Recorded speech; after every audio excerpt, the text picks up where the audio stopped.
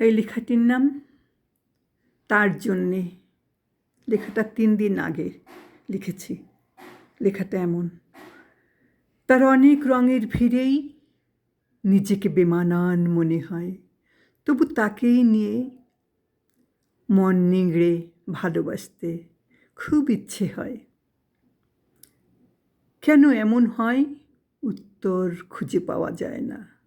অবেলায় প্রেম, খাদ থাকে কি, লোভহীন চাওয়া পাওয়া নাই, শেষবেলায় খুব ইচ্ছা যে কখন হেয় করবে না, অপমান করবে না, শুধু জিজ্ঞাসা করবে, এখন কি করছো তুমি? খাওয়া দাওয়া করেছো, রেস্ট নিয়েছো, তারপর আমার কথা ভেবেছিলে আর কখনো একবার? জানি এসব কেউ বলবে না, তবে কেন কিছু মনের রং সবুজ হয়ে দুলে ওঠে। ব্যস্ততার মাঝেও সময় দেবে কি?